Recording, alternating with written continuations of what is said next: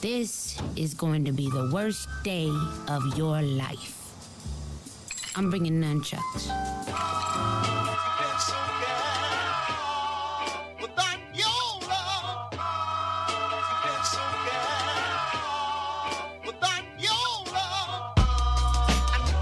It's about the love change. Do it with some soul and a little love change. Yeah, it's about the love change. Do it with some soul and a little love change. You can't make a change unless you got the love change. Do it with some soul and a little love change. You can't make a change unless you got some love change. Do it with some soul and a little love change. We started from the bottom, talking about the roots. Every time I'm in the booth, I gotta shoot the truth. My art is my art. It ain't no shame from it. Hey, y'all. Welcome back to the Boondocks Podcast, where today we are doing the Season 2 recap extravaganza. But before that, how y'all living? Hey, not so bad. What up, everyone? Happy All up halfway here. through June. What is it? Oh, God, it's halfway through July. Yeah. Holy shit. How did that So happen? we're about to go back on lockdown. Look how that is. Right? Okay. I'm really glad. Like, I went to Portland this weekend, and it was not entirely surprising that Portland, for the most part, was exactly how I would imagine Portland. That outside, people were walking around, everything was fine, no big deal. The second you walked inside anywhere, everybody was masked up and like, you know, except for a few people, but there was no like mandate. It's just they did it, which is not what happens here right now. But California's like, do what? Especially, I can't tell you how many times this is what I've heard. I'm fully vaccinated. I've done my part. So no. And it's like, but do you have somebody under 12 in your household? Because that's where my concern is. Yes, we're three of the four of us are vaccinated, but not my 10-year-old. You know, so, and they're the ones, once again, I think the universe is trying to tell us something like, y'all think y'all had it figured out. Ha ha. Now I'm going to go ahead and unfortunately I'm going to attack the ones that are like, you know, germ spreaders times 1,000. Yep. Which are little kids. My nephews live in a town that is pretty. The mayor believes in the whole QAnon conspiracy and is very well supported in that city. I'll just put it that way. I don't even think it's a city; it's a town. But my older nephew is already vaccinated. He's 20. My younger nephew, who's 15, has not been able to talk his grandmother into allowing him to do it. So like literally I spent a good chunk of today with a friend of mine getting articles that could be seen as from white or more right-sided media that still supports our point. Like nothing from the CDC because she doesn't believe in them and Nothing from Facebook. Right. Well, definitely that. But I mean like Wall Street Journal. Oh, that's a right-leaning newspaper. But New York Times. Anything that has MSNBC or NPR or anything like that.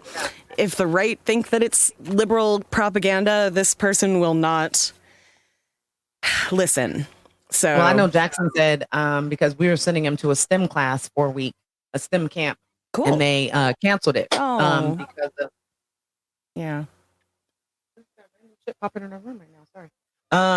So yeah, I told him, I said, you know, they canceled it, and I said we can do it online, and he's like, no, I'm good.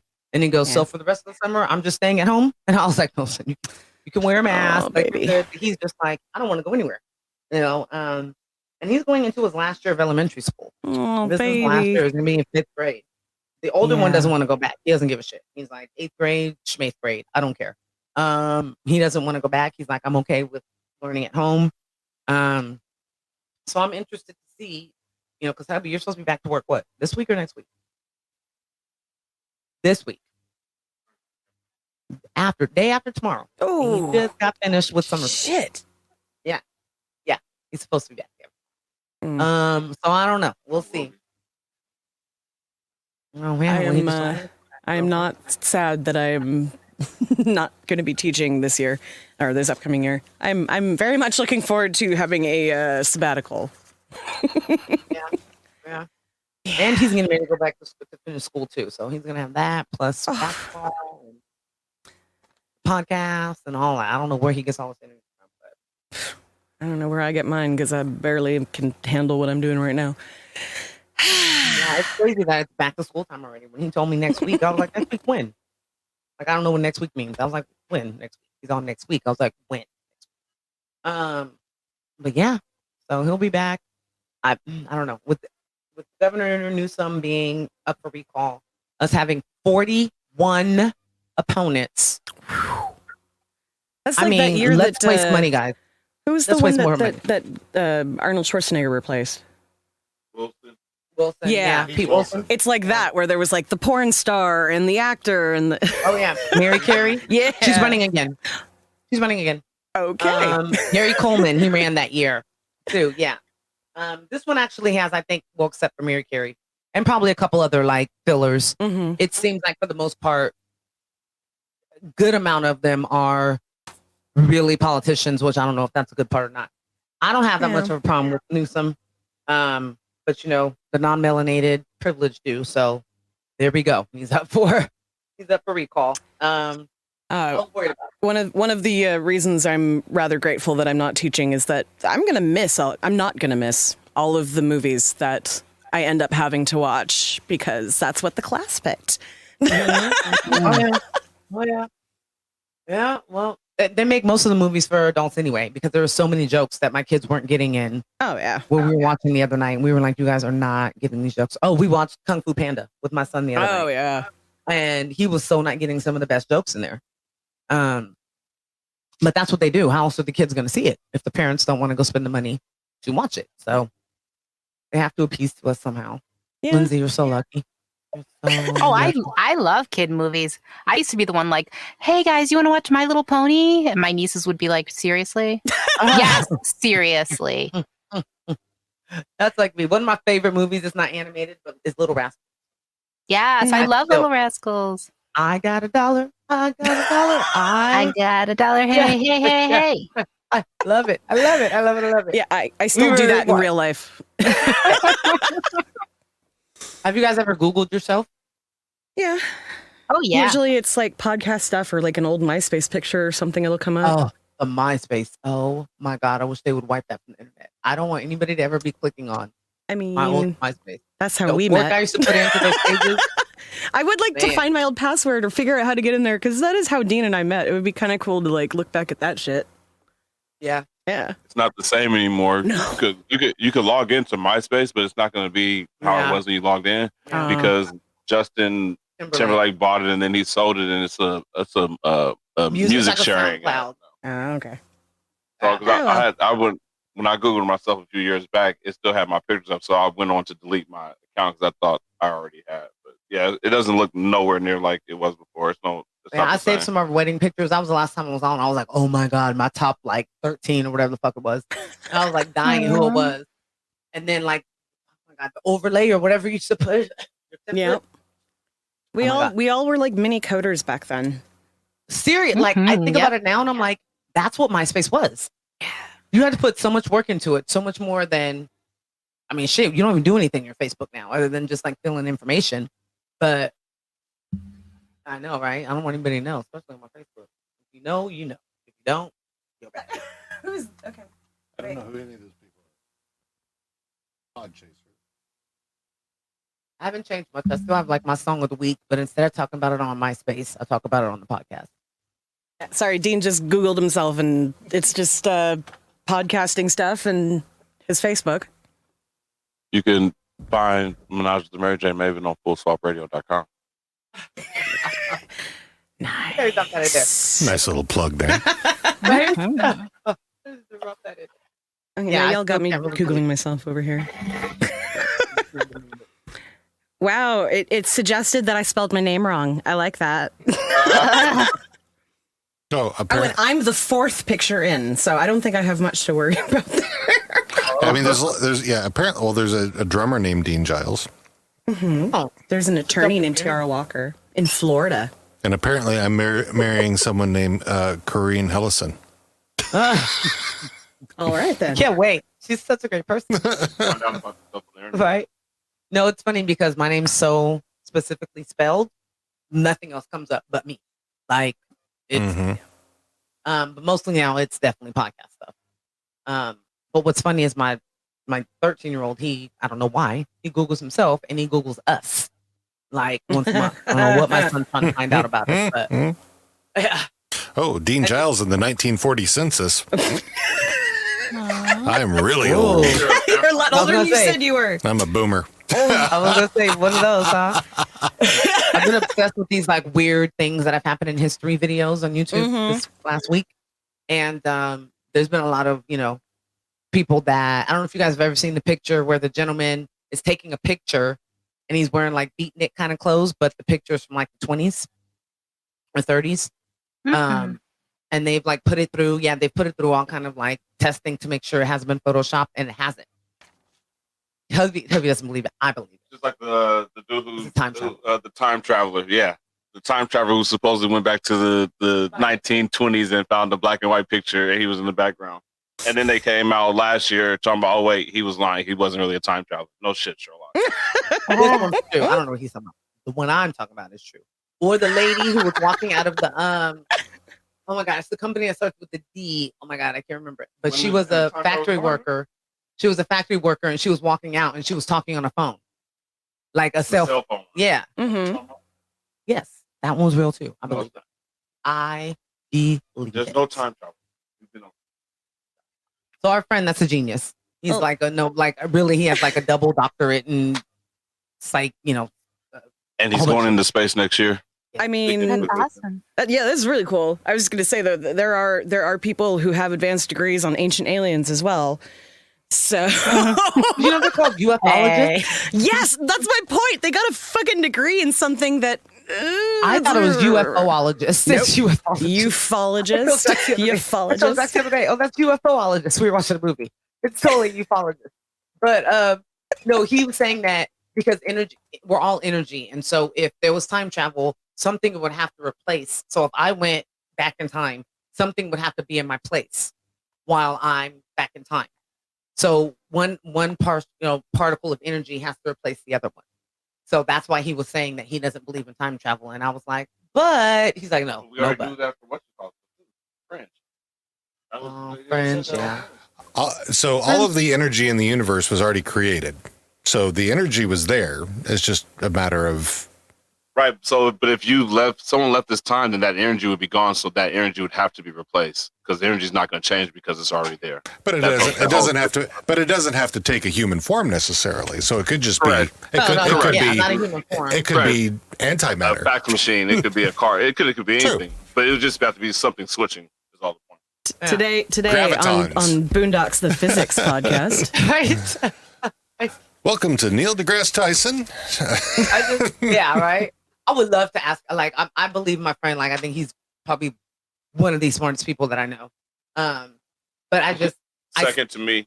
Of course. That's why I said of course. I'm sorry. I should have said the second smartest person that I know. But I don't know if it's just the Aries part of me that wants to believe in that.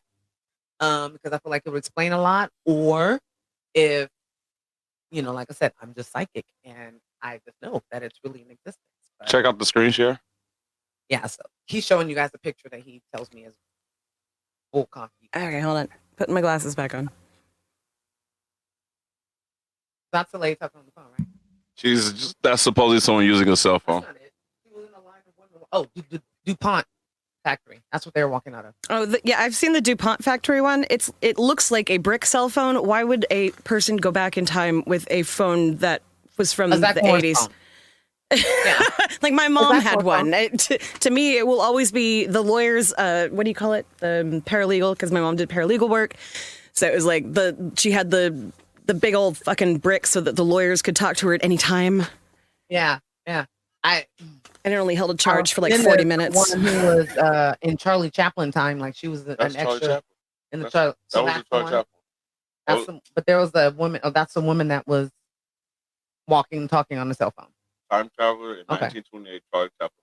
There you go. Okay. So the one I was talking about was when she walked out of the DuPont, and she's like in a line of women, like they're all on lunch, and they all walked out together. I'm checking out all the fake pictures right now. So at a time where we had no satellites, no cell towers. Mm-hmm. Yep.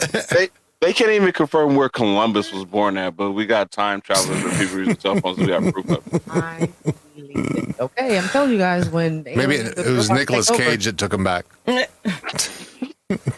Wasn't like Keanu Reeves accused of being a Both vampire or of them. time traveler? Yeah, or something? both of them have. There's like pictures of people from old times that look a lot like them. Yeah, a lot. I'm sure that is totally just like back to that physics thing. Like there's only so much differentiation that can happen until it starts to repeat itself. Yeah, everybody has a doppelganger. He's had a few.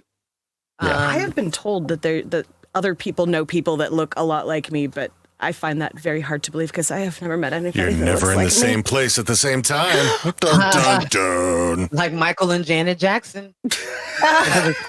Except for that one video. Yeah, right. Strange. I hate it when people said that. I used to be like, "Are you kidding me?"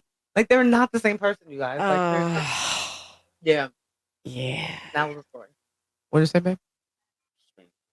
Oh, he's okay. Yeah, he's showing this the DuPont one, the screen share of that one. Yes. See, look at her hands. That's a cell phone. It's probably her purse, or like seriously, her coin purse or something. Clutch. It could be a walkie-talkie. It could be anything. Yeah, I don't even think there was a walkie-talkie then. She was talking to her boy. She was like, "I'll beat you later." She's not a time traveler. She is. She's not a time traveler. She looked like she's from like 1980, but just more. I love that the theory literally depends on a cell phone looking like it came from a time period where it is really obvious there wasn't time travel. Otherwise, unless all of the shit that has happened since then is because they broke something. Well, like the big thing now is that we're in a simulator. That's like the biggest thing that I've seen. I think if we were in a simulation, the world wouldn't be ending. Yeah. All the people who are out of time. And it's like, because like George Washington and Lincoln were best friends.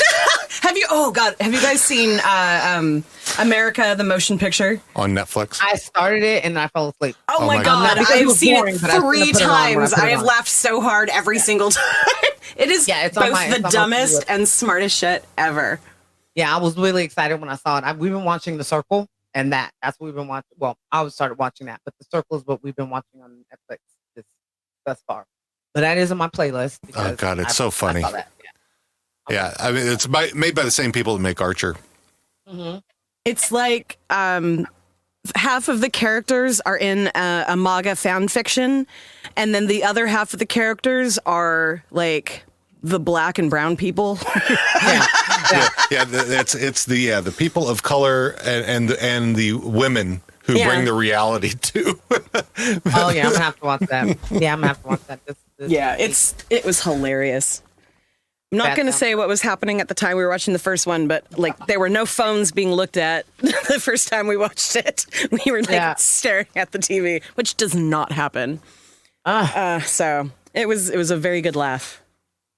Well, that's good to know. Well, that is a must watch to everybody. I think so. Get on it. So let's talk about our last season, huh? Yes. Can't believe it. Second season already. Right? Let's start off by doing a shout out to our amazing, lovely substitute hosts, Demond and Drake, for coming and co-hosting on nights when somebody needed to take a night off. Definitely appreciate that. Our Patreon, we have 2 recurring Patreon patrons, Sarah, Becca, and Squirrel. Thank you guys so much. I love you.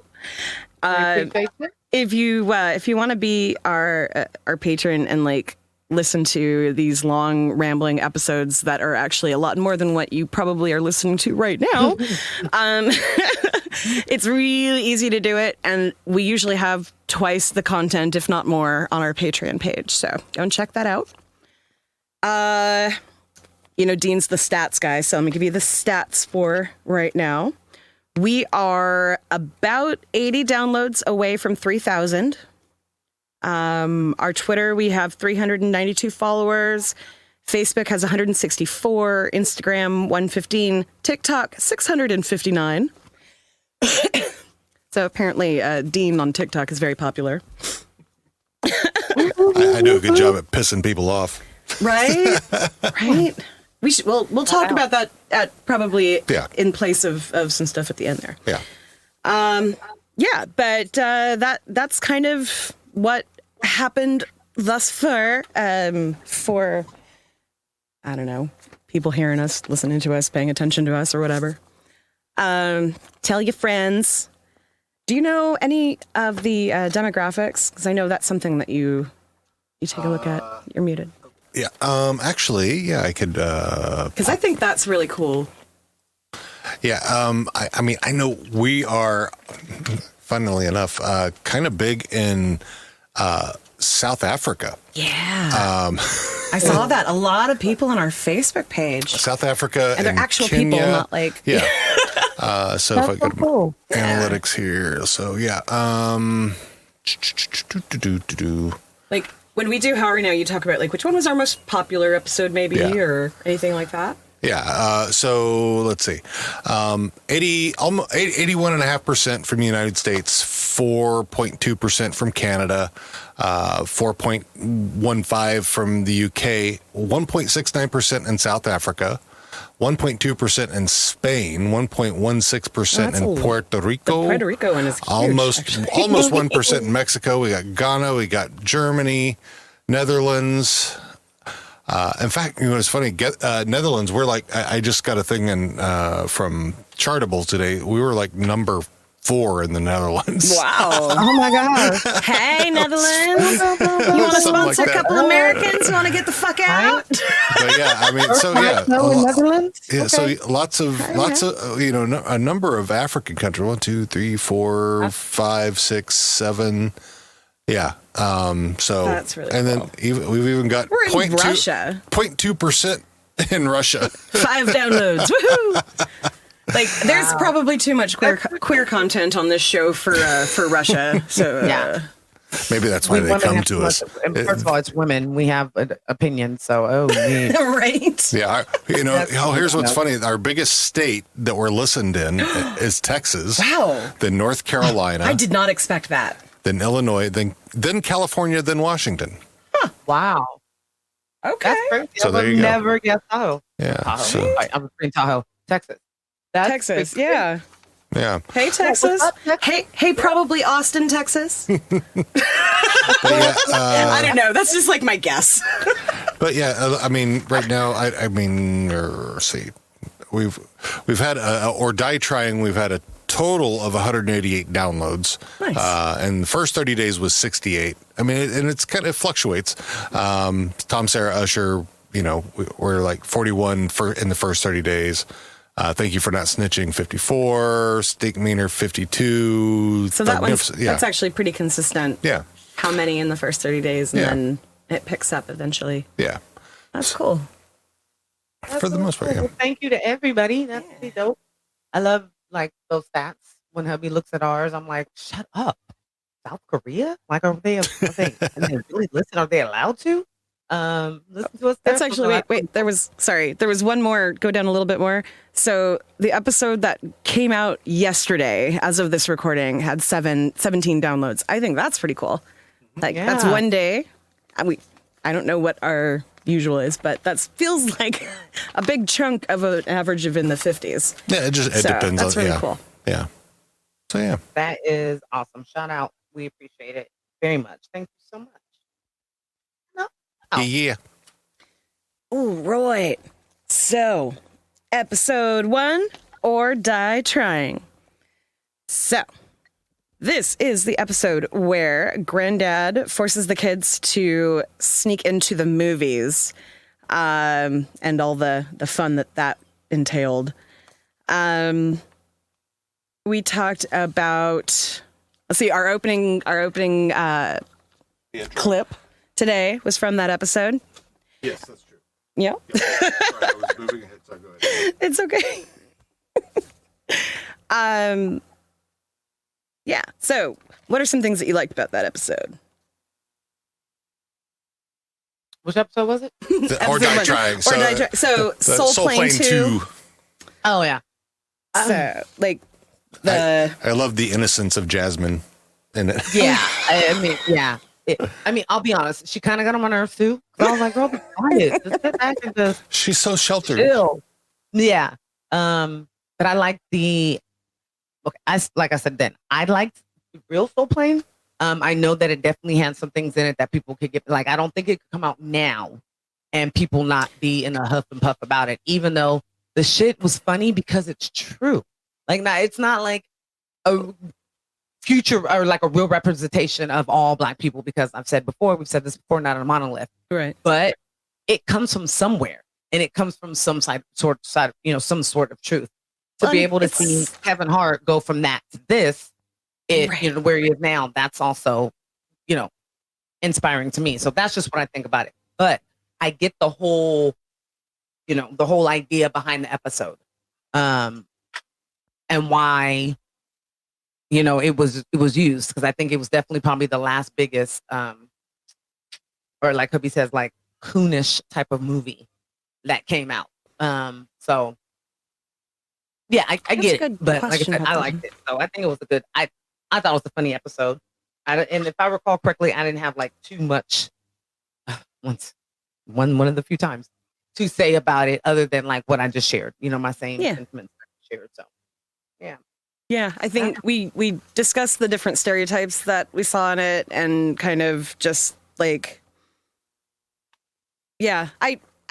As for making it today, I don't know. I feel like it's that form of parody where you're taking the stereotype and you're expanding it and making it bigger, and like I don't think that will ever go away. I just think the subject matter changes as like social mores change over time. So like Soul Plane itself, I don't think could be made today, but the same kind of movie about something else, I feel like could be made. Yeah, I just feel like you would definitely have. I mean, you have criticism of everything nowadays, because people have the platform to do it. Definitely. So I could see some part of Black Twitter being upset. I could see the woke, individuals being upset. Not saying that would make a lot of money, because same ideas and same hate was given to like Medea, and look at Tyler Perry, And those scary movies or whatever, all of those parodies in like the early 2000s of all the horror movies or the teen date movies, or like all of that shit is just, it's dumb, gross humor, but it'll always appeal to somebody. Yeah. I love scary movies still to this day. I love when the guy had the I think his name's Chris, his real name, it had the like messed up hand, and he was like stirring the mashed potatoes. So fucking fun. He was in Schitt's Creek. He was the the mayor. Yeah. Chris Elliott. There it is. Yeah. I remember him from like his first TV show on Fox, like way back in the day. Yeah. But he was back so when funny. Fox was still good. Sort of. Yeah. Sort of. When they weren't scared to do things. But yeah, when he stirred those mashed potatoes, that shit cracked me up. So I was like, who wants to eat that? And Tori Spelling was on there, and yeah, that's right. I like shit like that, because I've always liked The Hand. National Lampoon's one of my favorite movies. Like Vacation. Which one? Oh, National Lampoons. Yeah. Any of them. Europe is probably my least favorite. But you gotta watch Christmas Vacation every year. I mean, I love that. I could literally watch them back to back, especially Vegas Vacation. My shit. That one is so funny. But yeah, Chevy Chase to me is just a certain type of, funny. Yeah, it's too bad he's such a dick. That's what I heard. Especially in older age, I hear that he's just grumpy and hey, I hope that I live long enough to be old and grumpy and like out of touch with modern society. I am okay with that if I live that long. Like, to be perfectly honest, I want to be know. Betty White old though. Like Betty White seems like she would sit up and roll up one with you. No, I don't want to be 100. Challenge you back She's like to back 98. Who? Betty White. Oh yeah. She's like 98. That's too much. That's no. But Chevy Chase is one of those. He's one of those women aren't funny people. Yeah. And it's like, you are only funny when it's written for you. Like I'm saying, like Clark, you're funny when you're Clark Griswold. Three Amigos, I guess, but I tried watching it recently, and I was like, all right, like it was probably, I think, funnier for the time. Agreed. Even though Dean really likes that movie. I love that movie. What's tequila? He's like beer. he left to go across the street, or he'd probably be chiming in right now too. But yeah, maybe it's a guy thing. Maybe that's what it is. Maybe the humor lasts when you're a guy or something. But yeah, so, but I don't know, Lindsay, what'd you think about this episode?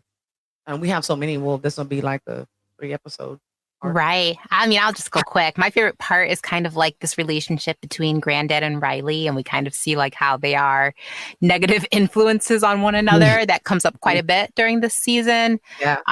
You know, who's the adult, who's the little one, and all that fun stuff. Yeah, I forgot about that part, that like all of this was because Granddad was too cheap to pay, so he wanted to sneak in all of that food and stuff. Mm-hmm. And this is, I think, the first episode where you really see like Grandpa's like, he is who he is. He's a little shit. He may be sneaky, but he kind of liked that about him in a way that adults admire, you know, the innocence that kids have. You know, we wish that we still had that belief in, you know, we weren't jaded by life. So I think that Grandpa appreciated that, and you start to see that. Like you said, Lindsay, it was definitely a theme for the season, but I think it definitely started this first episode. You know, they were partners in crime. And it was like, it is what it is. You know, Grandpa was like, hey, these are the reasons why I'm going to do it. And this is why I'm going to do it. And Riley was like, cuz I'm not gay, you know, or whatever Riley said. Yeah, that's very true. That's very true. Yeah. Okay, so episode 2, we have a clip from. You rolling with us. So this is Tom, Sarah, and Usher. So after a chance meeting with Usher at a restaurant puts a strain on Tom and Sarah's marriage, Tom turns to a pimp named Slickback to help him rescue his relationship. Every time I say it, I get better at saying it. Yeah, run it together. It's all one pimp named Slickback. Yeah. I mean, easily one of my favorite episodes. Yeah. Anything with a pimp named Slickback, you know, say it together. It's not just a pimp. It's not just Mr. Slickback. Pimp named Slickback. Pimp named Slickback. But you know, even though it's coming from a pimp, his little nuggets of, you know, of knowledge are pretty relevant, and actually, despite him, you know, chasing down his hoes and all that other stuff, but it actually helps to make the people that he's giving the advice to better, or allow them to see something that they weren't seeing before. So for Tom, it was like, hey, stop being a bitch. You want your girl to be taken? Because Usher is going to sweep her real quick. Bitch dependency. Bitch dependency is no laughing matter. Yeah, you know, and so, like, you know, he basically told him, like, man up, do what you got to do if that's yours. You know, he didn't say if you love her, but he was like, if that's your bitch, then get her. Basically, so. Yeah, and I mean, I would not obviously use the same language that he would, but it's not terrible advice. Yeah. It's not terrible advice. Your wife, it seems like she's bored out of her mind. Yeah. There might be a reason for that. Are you doing anything to make her not bored? No? Then you better go and fucking fix it, because that's your fault. Right? I mean, he basically just said, if you don't keep her in line, another dude's coming to grab her. And that same thing is like kind of pimp mentality. Like, your top girl on the corner or whatever it may be, you don't take care of her and somebody else gets in her ear, then she's taken right away. Yeah. So, and it was that. But I mean, the funniest thing was when, you know, Riley says that's what's hot in the streets. You know, you getting your girl taken by Usher. That's what we doing. I could see if it's Lil Wayne or somebody, but Usher, like that. Funniest part of the episode, other than him singing "Sarah Smile." Like, yeah. All right. Before we move on, Linz, do you have anything you want to add about episode 2? My favorite part was how the pimp named Slickback has a very technical operational center in his home. Right. And Quiet Storm wanted the new Mac, so she said the computers were slow. Love it. And I also love that Tom manned up and finally slapped that bitch Usher. Yep. Agreed. 100%.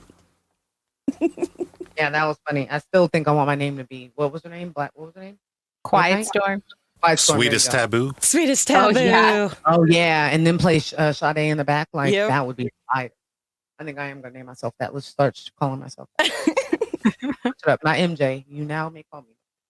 I like that. That's pretty fire. I like it. All right. So, episode 3. Thank you for not snitching. Voice sounds real sexy right now. So, bunch of home invasions has Woodcrest in a panic when Riley witnesses the theft of Granddad's precious car, Dorothy. Will he snitch? What'd you like about it? Like this, I remember this being a really lively conversation because, oh yeah, and now I'm looking back at it. We had a lot of clips that we wanted to talk about that one. So that's the Bluetooth headset one. That was the Bluetooth. Yeah, your voice sounds real sexy right now. While he was in the car, right? Yeah, with Rummy. Really good. I mean, just every time I hear his voice, I'm like, rest in peace. That's, Yeah. Yeah. So, Charlie Murphy. but I know that I think Lindsay had a lot of good nuggets, if I remember correctly, from this episode. So you want to start us off, homegirl? I honestly don't remember. Yeah, I remember like the store robbing and stuff and like trying to solve a crime, but the actual episode, I don't remember much. I just grew up in the hood, y'all. Where we don't snitch. So, He went in and snitched That's on him, it. and they ended up stealing his bike. And yeah, Granddad got mad because Riley wouldn't snitch because it was affecting him, and then Riley's bike got stolen, and everybody was laughing because it was, basically the exact same thing by the exact same guys too. And just basically, like it was an episode where I remember. Like, we had a conversation about how much of an asshole these guys were and how little they actually cared about this kid, and just kind of used him for, because they knew he wouldn't say anything. And the kind of Wasn't pump also up privileged. Didn't they figure out who it was at the end? And because it was the dudes. Because it was them, yeah. No one cared. And then they got off scot-free. Because Yep. Granddad at the end, as he's walking him out, he goes, "They did it." Yep. Yeah, and the cops, or this one. The neighborhood watch. Right? Oh, They were fuck, the wearing- neighborhood watch. That's right. All the guns. Yeah, Marion Ross. Oh yeah, the two ladies. Yeah, I mean, it definitely spoke upon. So we've been watching once again. You get into one thing on freaking YouTube, and it shows all of them. So we stumbled upon a Judge Mathis episode, and like it's been showing us nothing but like for 2 days. But it was this one episode, and he was telling this girl, and it's so funny because he's so passive aggressive with it. He's telling this girl like, "Oh, you hood?" She's like, "Yeah, I'm hood. I'm street. We don't snitch." And he's like, "Well, then good. So then you do owe her the money because you don't snitch." Because and it was just so funny how he used the whole street. He goes, "Well, you guys have it messed up. Snitching is when you don't snitch on your boy or you're involved. It's not just like, oh, I don't want to snitch when somebody killed the old lady across the street." And it was just really funny how he had a comment on it, but then how he also used her mentality to basically go, "Well, you're guilty then. Now you owe her the $5,000 or whatever it was."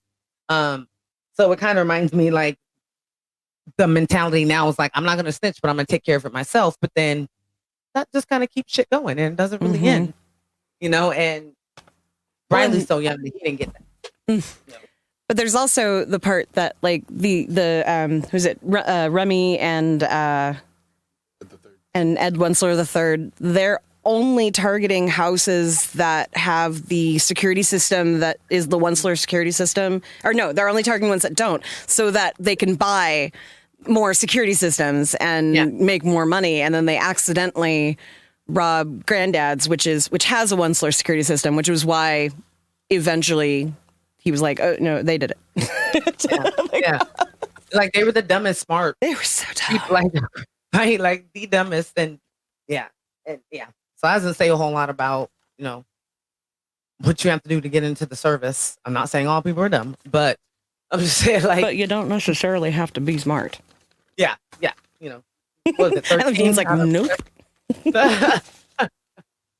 I've had conversations about that, about how my view of combat arms, especially because that's combat arms and cook are the lowest scores you can have to get in. Really? Yeah. So, and so there are a lot of, like I said, when I was stationed in Fort Riley, I was the only white guy in an 8-man room. So, same thing with my buddy Jason. He was also the only white guy in his. So yeah, it was a lot of the black schools are underfunded, and therefore, that's systemic racism right there. That's the whole. If you can view that all, and if you look at the military, you can see it right there. Oh, yeah. We don't even let them recruit at our campus. Do they? Are they allowed to come in and do ASVAB? What is that? That's the Armed Services Vocational Aptitude Battery. Their test. We don't let military come in and recruit at all unless the student reaches out to them and goes out, and then they're like, "Oh, that." But they don't do college days. We don't have ROTC. We don't do none of it. Good. And it's just the way to be like, we're not. This is what I say. It's definitely an option for for some people that are in extreme situations, especially if they utilize it the right way. Yeah. I went in for because I came from a poor background, but I had a high ASVAB score. I could have done anything, but I wanted something that was where I could get college money and get out as soon as possible. So I went in. I signed up for 2 years. The only thing you can sign up for 2 years for: artillery, infantry, or cook, and that's it. And then for black men especially, I think anybody that's people of color, they are definitely looking at more than 2 years because they want to get out. They want to see the world. They want to be able to take care of themselves and then be able to send a little money back or whatnot. Yep. What ends up happening 9 times out of 10 is that 4 years turns into 8, and that 8 years turns into 12. And the next thing you know, they're in it for life. And somebody that we know that's a friend, he is miserable, but he doesn't have any other option at 38 years old. Yeah, if I just stayed in, what could I have done with my time in the artillery? So I'm gonna own a cannon. And he's in recruiting. That's what he does now. Oh God, he works in the recruiting office and stuff. But he's always so stressed. I'm like, don't you work for the really? You're not in. And I'm not saying that it's he's got a job where he is talking to kids that 5 out of 10 of them might die in a war someday. That's got to be stressful in itself. He gets used to talk to the black kids like him. But he's from New York, so he gets used for that. So he was put in Delaware when he was there's 4 of them.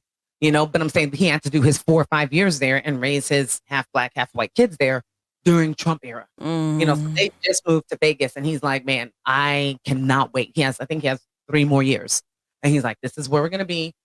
This is what we're doing, So just to hear from somebody who was like, I went in 18, he went into, Desert Storm and stuff, but just to see him now, and he's basically like, I have to have something else to do in 3 years.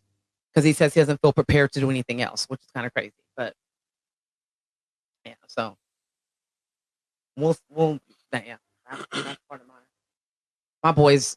You have other choices. That's what I tell them. So not knocking anybody else who that's their choice for their children, or that's a choice that their children make.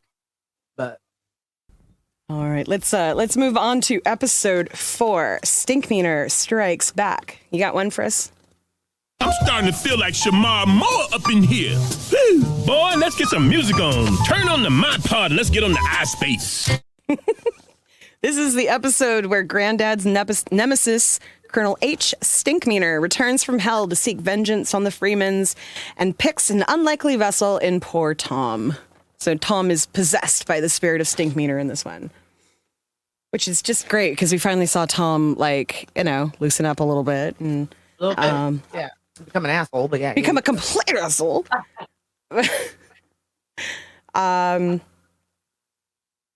Grandpa had everything messed up though. iSpace. What do you say? MyPod. The MyPod and the iSpace. This was so they talked back about or blah blah blah. Talked about nigga moments again, and just I think. So there's one part that I remember when Tom comes home and is flirting with his wife and she has no idea that it's not Tom, and I don't know how cringy I felt about it at the time, but the more I think about that one, it's like that there was no consent there. That bothers me. What else happened in that episode? Well, they fought. They all had to fight Stinkmeaner, and then finally they tied him down to Riley's bed. Oh yeah, and they did the whole exorcist And thing. yeah, and they brought Ruckus in as the exorcist. Jesus. Like, why was that the choice? Like, yes, he's not evil. Let's let him get rid of some evil. Oh, right. And then I like this quote that is the nigga still in him? As long as he's black and breathing, he's got a nigga in him. Like, Stink Mean just basically like, if you black, that's who you are. Right. No way around that. So as much as, and I think like a big part of that was supposed to be like, how are white people going to look at you no matter how Uncle Tom you get, Tom? You know, they're always going to look at you as being a nigga first. Yep. One drop. That's all you need. So yeah. And it's funny because that would kind of foreshadow how he reacted when he got his, ancestry report. Mm-hmm. That episode, because he believed one drop makes you, you always are. So for him, he got that percentage and that was like, oh, so kind of, seeing the whole season together now, you see how they hold that together.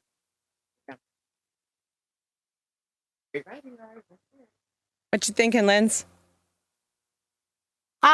This app, I like that we got to see Ghostface Killer. That was cute. As Huey's guide. And we got a little wink to Chappelle Show, which I think was also taking off around then. Cocaine is a hell of a drug. So like a lot of cute little winks in the episode, Exorcist vibes, The Shining vibes. Fuck your court. yeah. A lot of fun there. Little Easter eggs. Yeah. Mm-hmm. And that's funny because there's things that I'm sure people are picking up on now that may be very, very minute part of the watching or, the fans picked up on back then. Like I said, I'm watching it with different eyes now than I watched it then. Mm-hmm. Absolutely. Yeah, we like, even as we rewatch stuff, because I don't know how many times Dean ends up watching each episode as he gets everything ready, but I know I probably watch it like 6 or 7 times, and every time I'm watching it, every time I'm repeating it, I'm seeing something new. That like, oh, that was a great joke, or like, did you see what was written on blah, blah, blah, blah, blah? Like, it just, there's so many little things everywhere. Yeah. It's like Eminem's music to me. I've been listening to it for 20 plus years and I still hear shit and go, did you hear what he said? Like, let me rewind it. Did you hear what he said? And that's that kind of same creativity. He's a lyricist no matter what. And then these writers and these creators of the show, there was so much behind it. I think for knowing the whole story now, and especially ending with these episodes that were, banned back then, you really have a different perspective of Aaron Magruder's motivation. And what probably led him to why this show is still so important and why so many people, I think, like now it's starting to become a thing again for like a generation of probably 16 to 24-year-olds now, and maybe even younger. I'm seeing a lot of videos lately about it. So, and more people are like, when is the new episodes coming on? So it's kind of like this rebirth that, no matter what you, like I said, you see it differently. I think depending on where you are in life, but it's still so relevant. And like I said, I think that was all motivated by his experience and everything that he went through. Plus the people that were on the show, not taking anything away from the voice actors at all, because they definitely helped to make the show what it is. So I would love to, like, if we ever get the chance to actually interview him, I would love to ask him how he sees things now, and like, because back then it was obvious that he had a very pessimistic view of where Black culture was going, basically. Like, does he still have that same negative view, or does he feel like it's like there's maybe a rebirth? Because we've had a lot of really amazing things, like Kendrick Lamar winning, like, wasn't it a Nobel or something in literature? Yeah. So like, and I don't know. I'm curious if any of the awesome achievements that are really starting to pile up, and I hate to use the word mainstream, but Black culture is starting to become a little more mainstream and a little less Black culture. Yeah, and it always has been. Let's be honest. But I think now people are starting to go, yes, it is. Yeah, it is. Like, we are I think there's inspired been by it. I think there's been enough pushback that now black culture is coming out with black faces. So Yeah. Yeah. Mhm. Like there's the thing, yeah. what was that show? What's his name? Childish Gambino. I was just going to say Donald Donald Atlanta. Glover. Yeah, Yes, Atlanta. I was Yeah. just Yeah. on the same mind track because I was just going to say I Like, think that that's Childish amazing. Gambino is very much like Aaron McGruder, but in a different way. Like, you know what I'm saying? He says what he says through his music. Mhm. But I mean, This Is America, I think was, come on, how powerful that It's was. still like that one. Yeah. Yeah. But That very one's still Childish nasty, Gambino. girl. Yeah. Like when Atlanta came out, I think that even was more so of the antithesis of, ooh, these content creators, you know, you know, even though we don't really like it, Us and the other movie that he did, where everybody said the sunken place. Oh yeah. Get out. You know what we were talking about. Yeah. Yeah. I literally have watched 25 minutes of that movie and I was like, I can't do it. Get out is Same with good. Us. Like, I don't think we finished Us either. And I was like, I can't. Us I was get good. it. Yeah, So, I'm it a was kinda big like the, fan of black Ray. led horror. Something like her. And now she sorry. has her own complete studio and she's helping people to create. So it's definitely, I think that helped to, you know, Fox is always the one that takes the risk. And then it was on FX. But the fact that it was so broadly loved and criticized by everybody so positively, or, you know, not criticized, but the reviews of it were so positive that it'll open a lot of doors for others. So Childish Gambino, I would love to see them kind of interview each other. Like, I think they would both that would be a pretty powerful kind of interview to have Aaron Brooder and They could make the remake that I want to remake, the movie that I want to remake, God. and I've already have Aaron McGruder He brings this up write it. every time. I haven't brought it up on this show. That's why I said every time. This is now your turn on this one to bring it up. I want a ahead. remake of Smokey and the Bandit, and I want the Bandit to be played by Donald Glover. right now. What was that? Oh, there you go. Now I can. I can hear Okay. you. Yeah. So I want a remake of Smokey and the Bandit with Donald Yeah. Glover playing the Bandit, Janelle Monáe playing Snowball, the truck driver, Yeah. John Goodman as Smokey. And, Yeah. and now that you're talking about it, I'm thinking Aaron McGruder should write it. Yeah. But the premise is instead of having to drive beer from wherever they were to Texarkana, they have to bring prescription drugs from Canada into the States. That would be good. Right? Or some very, very strong prescription, you know, maybe medicinal marijuana. Sure. Yeah. That'd be Although fire. if we Or get, something- the way that things are going, you got Republicans who are calling for legalization of marijuana. So that whole smuggling marijuana thing, I don't gonna think, be- hopefully that won't be relevant soon. null and void. And you know why they're doing it? Because there's money in it. There's been enough time, and there's enough states that are going, wait. You're saying we're that we not- can charge this tax and we can do this and make money? Okay. And not only that, it's you mean we haven't had an increase in all of the things that we were told growing up would happen, like you know, crime and people being lazy and you know, blah blah blah blah blah, all that bullshit. Or like the commercial years ago where the girl just like sunk into the couch where she just like melted and lost all kind of body. Couch lock is bones and real. cartilage and- And sometimes some of us actually like try to go for couch lock, True. but yes, for the most, it's not like, going to I make you can- that way for the rest of your life. Yeah. I mean, they're like I say, can smoke let's weed get and the- pretty much do my job, but No, I I'm mean, totally I don't. But I'm totally fine. One of my favorite strains right now is Jeff Spicoli, and I love it because it's taken the whole stigma out of it. Because everybody goes, "You're a stoner, you're a pothead," which I hate those names. But I'm like, nobody turns into a Jeff Spicoli. I'm not hitting myself over the head with the freaking van, you know, just because. Like, come on, you know what I'm saying? Like that. Just because I do that doesn't mean that one equals the other. right. But you're right. It's what they're saying. Somebody goes, all right, guys, let's stop the bullshit. We knew it was bullshit 60 years ago when we created the whole Reefer Madness, campaign. Let's go ahead and forget it. You guys all smoke. Some of you have gummies. Don't lie right now. Like you guys, you know what I'm saying? Like your granddaughter gets you the gummies. Stop it.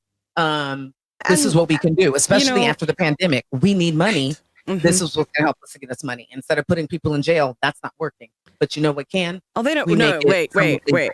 They still want to put people in jail. They still want to put people in jail because that means money for them. Jail does mean money for them. Oh, that's going to be for different reasons. Now they're like bringing RICO against everybody if you hang out in a group. So now they've taken it away, though, from marijuana because they're going to be out or they can be in an equity program or something next week. When you do that, let's look at them for another way. But, wait, what are you saying? Weed is a plant and it grows and there's no, well, let's go ahead and legalize it. Like, come on. I think the big eye opener for most people is when you put it in the context of why is it completely okay and accepted to go home and drink multiple glasses of wine a night after your kids have gone to bed every single night, basically? Like that's completely accepted. Yeah, and take a Xanax or an Ambien or something stronger. Yeah. You can abuse benzos and nobody really looks at you sideways, but you say you can smoke pot. How do you function in society? Oh my God. Very well, kids. actually. My kids are great. My kids function great. They're straight A students. And you know what I do? I'm a better mom because I don't strangle them. Right. Nor do I ignore them because I'm dealing with my own shit because I like to pop a white wine spritzer with the Ambien every day. But yeah, it's definitely that. And I think now that I'm not saying the opioid epidemic is over, but being that is they're understanding that getting people off of opioids and using CBD or CBN or some form of cannabis, THC, actually helps. Now, now that you don't want your daughter, and your daughter was kicked out of Harvard because she was addicted to fucking opioids. Now she smokes a little weed or she does some gummies and she's okay. Now you're okay with it. Before it wasn't anything for you to be worried about. So regardless of however it happens, let it happen. Because once we do that, I definitely think that it will help a lot of the social issues. I think it's going to help a lot of the health issues. I think they're going to be able to stop saying that there aren't something that's very close to a cure or the cure for a lot of illnesses that are taking loved ones at rapid rates right now. It's going to open up a lot more research. And it'll just kind of, hopefully make this place a little bit better. So let's do that. So then we can move on to everything else that shouldn't be a distraction. Yeah. I mean, one of the big reasons why I love the idea of moving down to Portland is Oregon has decriminalized all drugs and has focused on treatment and, getting help for people. And when I was there this weekend, I kept noticing little things that were really different compared to, where I live right now. Like, I went into a little coffee shop to get a bagel one morning, and they had Narcan taped to the wall just in case someone had a drug overdose nearby. Wow. And like they think about that kind of thing. There was a sign that said, kick them out. Yeah, they wouldn't be able to come in. When I'm like, right. That would be the same thing in Seattle. Yeah. Here they would go, oh, that guy's having an overdose. Call 911 and push him outside. Whereas in this shop, it would be, I've got something that can help them right now, and they might survive. Yeah. And it's just a different mentality. It's just a little switch. It's I'm not judging you for the thing that you're doing that you feel like you need to do to survive. I'm going to help you survive. And when you are ready to stop doing the thing that you think is helping you right now, but deep down is destroying you, we have things for that. Wow, you mean they're about community and they're communal there? How crazy. Right. I mean, they still have shitty politicians who do shitty stuff, but overall, at least the communities that I've been introduced to, that it just feels like what we all hope is going to happen eventually elsewhere, I guess. Yeah. Like they actually care about the person next to them. The other thing, same shop, like there was a sign that said, if you don't go by your government name, please just let us know. We don't want to make a mistake. Like we don't want to call you by the wrong name. I don't remember exactly what it said. It was a little cleverer than that, but basically saying like, when you give us your credit card, if your name is different, just let us know and we won't call you that. Yeah. That's really cool. It's just little things like that. I don't know. But anyway. What a crazy idea. Right? Crazy. All right. I know it's starting to creep into later, and this is going to end up being a two-parter again, just like last time, because this is going to be... Nope. You're sticking with it. All 15 episodes. Yeah, it's 9:00, and we are about to do episode 5. Yes. That All would make right. this a 3-parter. All right. Well, I don't really know much about him, but my 2 teenage kids are very excited. You know, they love him. They have the CD diskettes and the video games and the dungarees with his name on the pocket. On the pocket. The dungarees. The story of Thugnificent. So this is when Thugnificent moves into the neighborhood, records a diss album about Granddad, which was Stomp Him in the Nuts. That was a good one. Do we have a song on that one? Yes.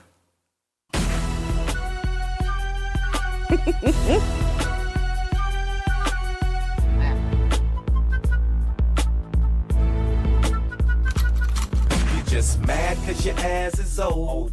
First thing you do is just pick up the phone.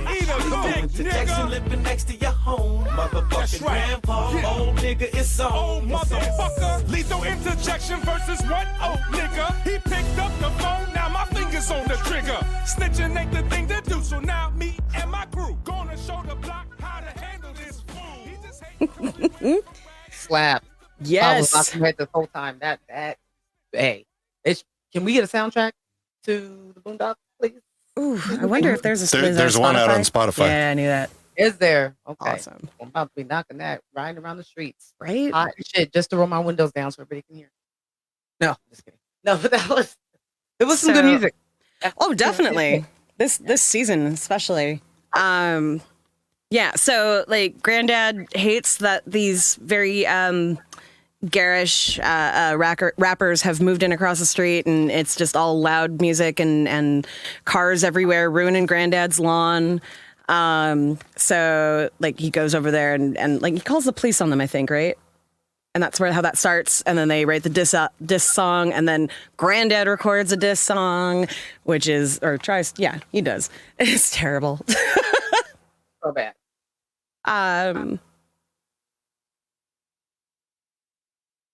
Yeah, so I remember like this. So Riley was just enamored with them completely and wanted to hang out with them so bad and just like be part of their crew. And so everything was like, you just saw him basically, I don't have a better word, basically subbing to them. I don't what do you call that?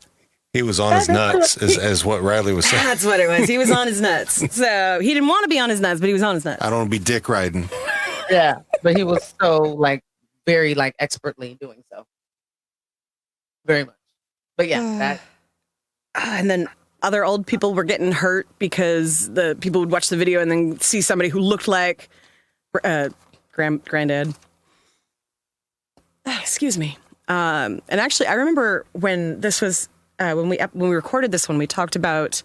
I believe that we talked about how there was an increase in hate crimes against Asian people during the pandemic. I think that came about somewhere around this episode. Because people watching a thing and then going out and, you know, beating up something that represents the thing that they saw. That's exactly what was happening. People would see Asian people and just assume that they were Chinese and beat them up and shit like that. Because, you know. That was the prior episode. Oh, was that the prior episode? Well, see, I remember having a conversation about it. I just forgot. Yeah, it was around that time though. It was still going on. Yeah, exactly. And now that you mention it, I just realized like I haven't heard much about that. I haven't heard about that lately. Summer. Yeah. So that's interesting. I wonder if that means actual change or if that just means, you know, the news isn't covering it anymore. Mm-hmm. Yeah, probably. I mean, you know how the news cycle goes, and you know, so it's once, like I said, look over here, and right? Everybody just got their earned income tax credit, so it's like look over here, but don't pay attention to how I may be screwing you guys right now. You know, another part about this episode that I really thought was just very perfect was how the rappers thought that Huey was kind of cool because, you know, reading books and shit. Yeah. What was it, like, congratulations for reading or something like that was in this episode? I think part of this episode and the message was like how we can be, you know, divisive within our own culture. And because somebody comes in, you know, because they're rappers, although they may or may not have as much money, they've done the same thing you've done to be able to move next to you. you know, or maybe not be a rapper. Maybe it's just somebody else that you consider just less needed in your neighborhood. We'll just say we can become very judgmental about that, and you know, and start judging somebody else based on, you know, maybe they act different, maybe they're a little more rowdy, maybe they're a little more hood, maybe they're, you know. So I definitely think that was a message in this as well.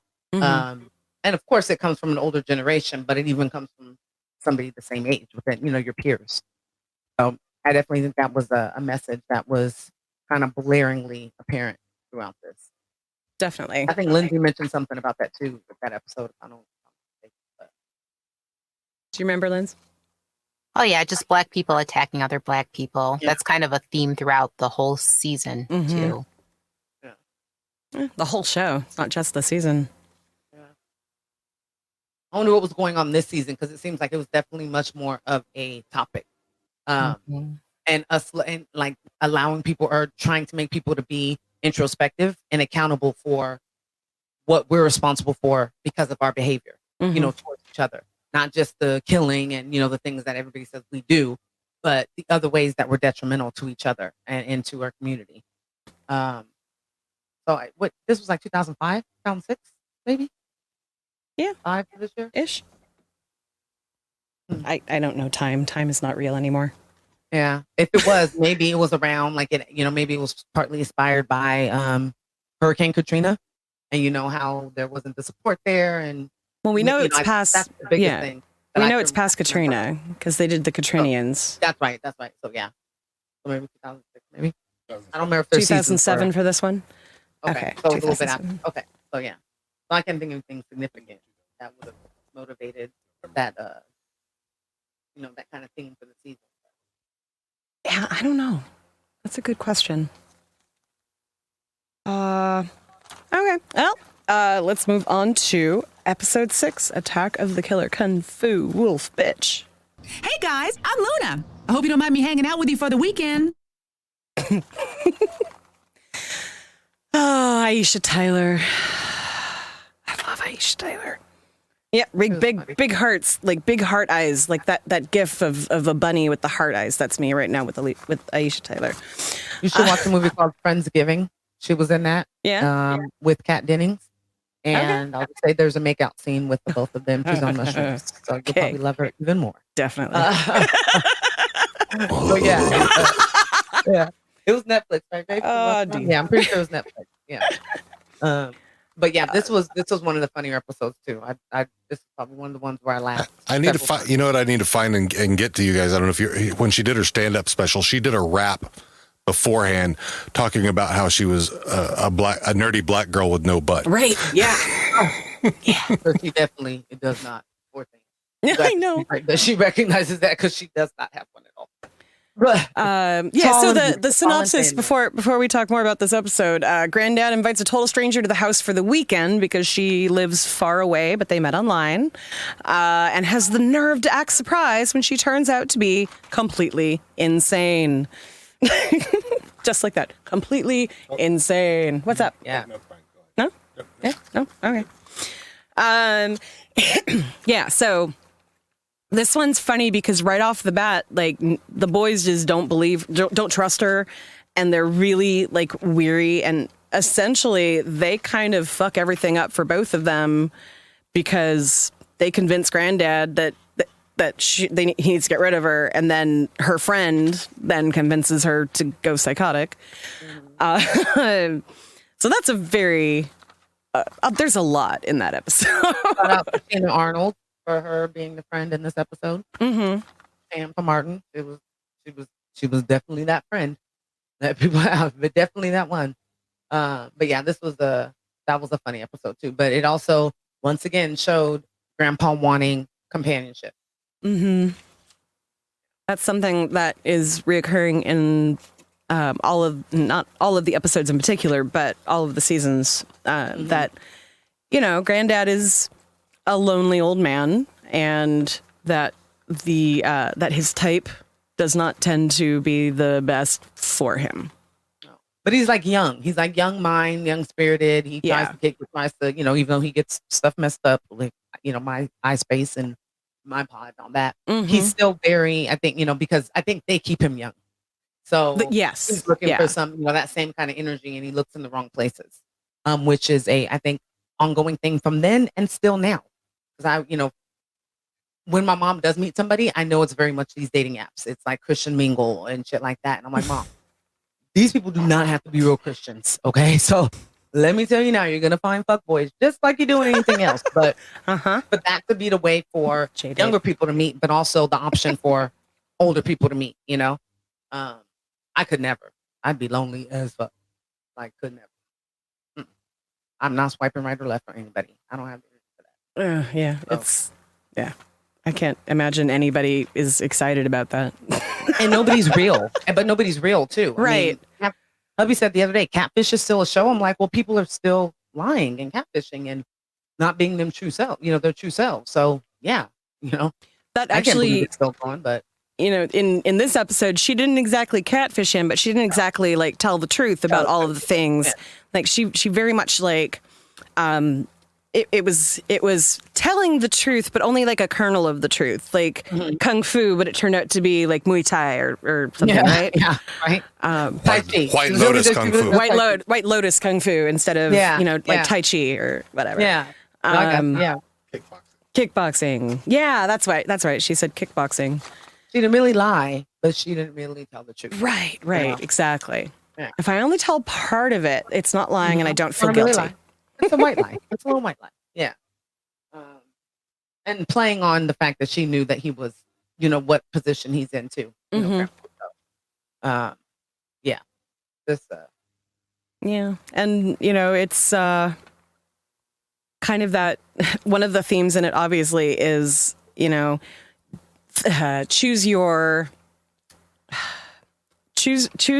friends wisely, but that's not the word I was trying to think of. Like, choose who you open up to, really, because her friend knew all of these terrible things that, she had gone through and still was like, you should stalk that man. You should, ruin his life. Go and do that. That's what I would do. Don't let him leave until he's in love with you. And that doesn't help when you are mentally ill. You should have somebody who's not a shenaniganizer. Yeah. You should have somebody who's just as, there. You guys are same kind of circle. But she was even worse. She was just really toxic. Not the friend that pumps you up, but the friend that really leads you down the wrong road. Feeds into your worst fears. Instead of somebody that goes, "Oh, you're tripping. Let me go ahead and be rational." She was the exact opposite. So yeah. Got anything, Linz? Oh yeah, we all already know this. I went off on this episode. Yes. I looked at her as being completely honest. Granddad being a little bitch in his reactions to her. Agreed. Hiding in a bathroom and talking shit and messing with someone's trauma when you have no idea what you're doing. Niggas need to be honest, not wolf bitches. Okay. Another mic drop. Boom. I love it. No, that's perfect. Because I was like, because I remember talking about the trauma side of it, because that's the kind of stuff that I study, and just like seeing it immediately, like, oh, she was fucked over, and adverse childhood experiences and romantic trauma. Yeah, both people. Like, I have a couple friends right now, and I'm talking to them separately. I'm like, but you guys both have trauma to deal with separately before you guys can even try to be an entity together, and they don't get it. Like, it's so clear to me on the outside because I'm not in there, but it's very easy for me to see that's what it is. I know what your trauma is. I know what your trauma is. So same type of situation. Grandpa maybe didn't have trauma, but he's a widower. What's the guy's name? Widower. Yeah. There you go. So he's that. And her trauma is probably being done dirty a lot in her life. Whether it's by her own cause or not. But yeah. So I see that point too, Lindsay. But I definitely think the friend was the most toxic part of the whole situation. Yeah, I mean, if I was on a date where I was being treated the way that she was being treated, no matter what it was that who he thought I was before we met, like, that friend basically leading her down the path to her death was like the last thing that she needed. She needed someone who would be like, girl, you are too fucking good for that shit. Go home. I will buy you a drink when you get here. And we will talk about it. Not, girl, I would die if I had to be single or whatever it was. Go back in there and tell him and demand. Yeah. Yeah. You know. Yeah. Oh, she was lonely, but we know that outcome of that. So we know why that was. Right. Oh, all right. How are we doing on time? Do you want to try and get a few more episodes in, or? If we do this next one, we can do the other one as a half. Okay. So, in my opinion, if everybody's cool with that. I think that was good. So we get, do 7, and then we have 7 more to go. 7, and then we'll talk about, okay. All right. So, episode 7, Shining. So you judge your success by the amount of ill will you generate from those around you. Hey, if niggas ain't mad at you, then you doing something wrong. By that definition, then, you have a very bright future. Thanks, man. Riley finally gets a platinum and diamond chain from his new crew, only to have it snatched away by a bully. Again, not being a snitch, but wanting to get, and doesn't want his new friends to know that he got jumped, I guess. Mm-hmm. He tries everything he can to, get his chain back and fix his rep. And like the biggest thing I remember about this episode is who's the dude on the crew that went to help and got like broken leg or something, and Riley was just like, whatever, I got my chain. Phenomenal got a broken leg. Get broke my leg, Riley. Oh well, I'm a thing. That is the big one that's like he just walks away like, I got mine. Yeah. Oh well, too bad for you. Boy, that is not. It was what was so funny is I love about that clip is how he was like, thanks, man. Like that was probably the most vulnerable moment ever that Riley had, and it was so not sincere from Huey's standpoint, right? But Riley didn't get it because for him, that's what's important. You know what I'm saying? Like the fact that you judge, material things as something so important. Okay, but for him, he was like, "You're right. Thank you. You get me."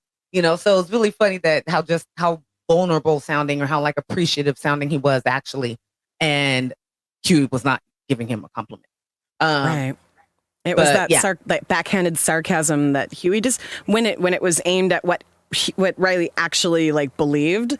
Riley was just like, "Oh yeah, thank you. Yeah, that's exactly it. Yeah, you get me. Thanks, bro.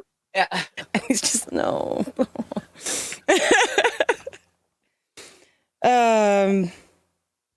Yeah. So I don't know. I don't remember a whole lot like that scene at the end when he finally had gone back and told them that, he'd gotten jumped and they went to confront the bully. Like that's the scene that really jumps out for me. Is there anything like that for you guys? I think probably the most, if I remember correctly, we all had the same feeling about this episode. Like there was obviously one kind of theme and the focus so much was on Riley and the kind of conflict that he had between being a snitch or still being cool, so yeah, that's kind of what I remember, like the whole idea. I don't remember like any scene to, that stands out. How about you, Linz? Probably just like loyalty and fake shit. That's how I took it. Like that fake ass chain he was willing to go so far for. Mm-hmm. And when it came to loyalty really meant nothing. The fake ass chain meant everything. And it was just about what everything looks like, not what it actually is. He would do everything for that chain, including kiss a man. Right, which is his biggest fear, basically. He's like, wait, no. Yeah. All right. Well, should we? So we're gonna pause here for length reasons, so that we're not putting out a 6-hour episode or something. So yeah, I hope that everybody enjoyed the season so far, especially all of our white people questions that we talked about, and we didn't really discuss them today, but all of them are like progressively getting better. Now, especially since we've been getting them off of TikTok. Oh yeah, well, and none of them are the same. I mean, there are a myriad of stories and questions that have popped up throughout this entire thing. I think we've had something about hair a couple of times, but that's been about it. So yeah, everything it's from a white perspective, looking at that and seeing all these things that black folks have to deal with or get questioned about. I mean, that's privilege. So yeah, right. And you guys know why we always go, Lord, I'm tired. Right? We're exhausted sometimes, but no, you're right. And like you said, I think they're progressively getting better. Like last week's was just like, hey, I wouldn't mind if you just stop and ask me that at the 7-Eleven. Like, and I don't know you. Like, it wasn't that bad. So yeah, it was a silly question, but yeah, the hair fun. I mean, for me, it's about washing. So that actually brings up something that happened today. So that clip of that white people question about hair and washing your hair on TikTok, some dude decided that I didn't know what I was talking about and wanted to basically tell me that executive dysfunction, which is basically, for me, the way that manifests is sometimes the inability to give a shit about taking care of myself. And I said that last week about, I'm not a good person to ask about washing hair because my hair is not considered black hair. And I also have this other thing that prevents me from. So yeah, this dude decided to like all day long basically try to challenge me and say that no, you just do it, and then once you do it, you've broken the executive dysfunction. That's kind of the fucking thing. Like I explained to him what I was saying and why I was saying, and the background of being autistic and having sensory processing disorder, and like all of these things that go with it. And he's just basically like, but what I'm saying is da da da da da, and it's complete fucking ableist bullshit. Oh my god. Whoever you are, but just this. Right? How about you try getting off of an app and worrying about your own business? Because I'm sure your shit is just pretty fucked up.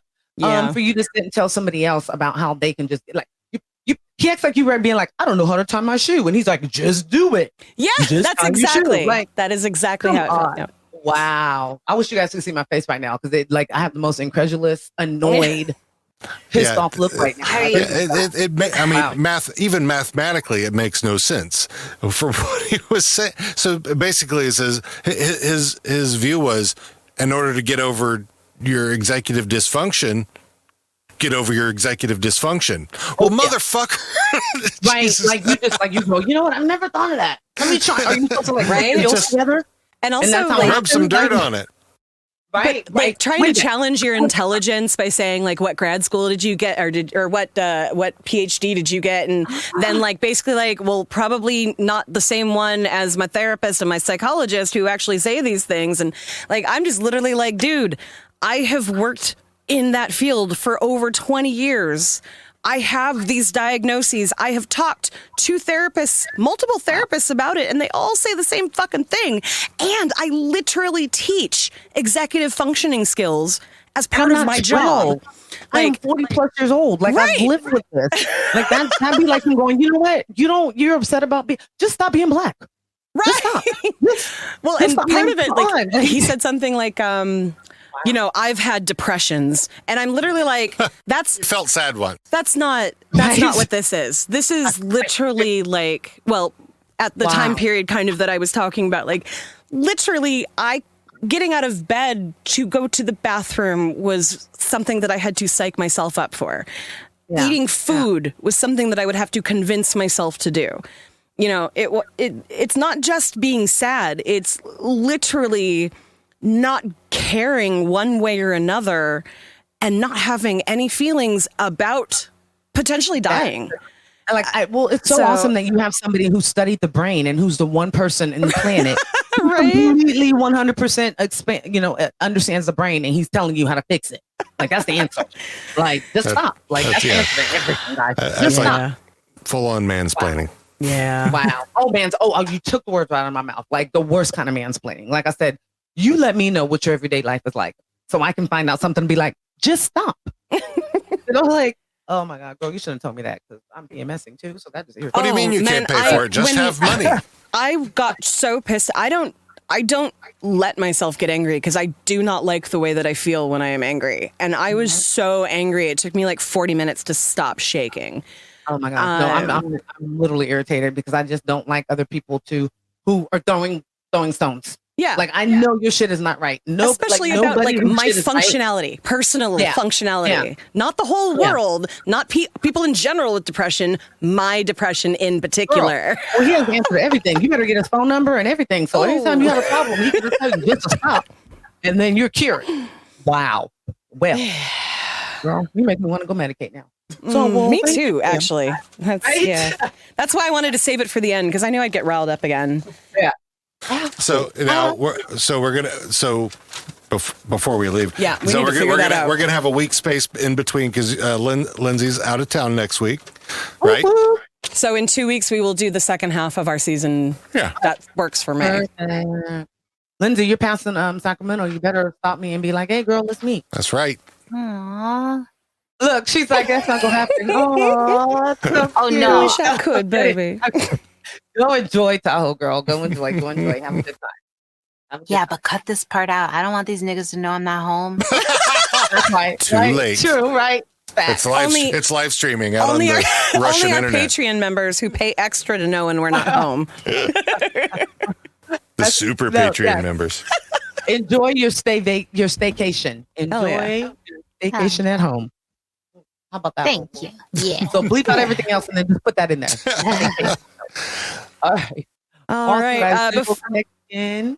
Before we go, though, I also wanted to shout out again Dennis Guggen. We didn't mention him at the top, but he did an amazing Boondocks lineup and made personal pop vinyls for us. And just like, it's just the coolest thing in the world to have a pop vinyl that looks like me, and it makes me so happy. So go and give him money to like make you feel happy.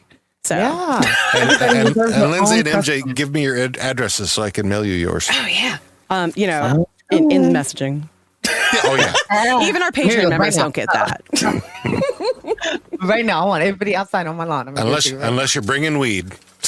Right? I mean, don't stay away. So, I'll send that to you. That's awesome. But we will miss you guys. And Lindsay, you have a fantastic staycation. Yeah. Oh my. It's finally your turn to take a day off. Yeah. Get out of here, you crazy kid. All right. Anybody got anything else to plug real quick since we're not going to be back for 2 weeks? I think hubby did it. He probably mad at me. Full Swap Radio. Yeah. Soulmates and Swingers. Menage with Mary Jane Maven. Oh. My shop's up right now. Yep. And our first episode, our test episode of Disputed should be out by before we get to part 2 of this. So. Awesome! I can't wait to hear it. Yes, you guys go follow. Support. I'll tease everybody out here. It's going to be Harry Potter versus Luke Skywalker. Nice. Oh, Harry Potter. All right. Okay. Especially since I just started watching Star Wars, I realized how. Never mind. And you're getting on him about Fresh Prince? I know. I know. I take it back.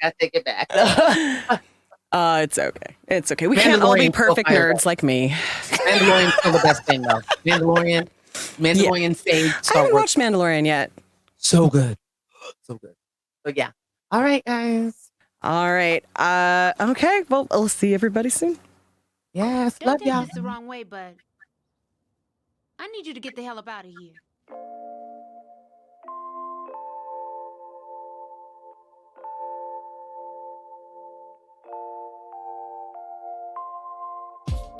Hey, thanks for joining us again as we make our way through the trials and tribulations of the Freeman family. We hope to see you back again in 2 weeks for the second half of our season 2 finale. Want to know where to find us on the social medias or where to subscribe to the podcast? Just head right over to www.theboondockspod.com/links. Have a stupid white people question you want to leave us? Email us at host@theboondockspod.com or leave us a voicemail at 760-933-8636. That's 760-we-3-UNDO. Shout out to the artists who've created our intro and outro tunes. Our intro is #MakeAChange by KIRK. You can find them on Spotify, iTunes, and Tidal. Our outro is Good Times by Audiobinger. You can find them on freemusicarchive.org and YouTube.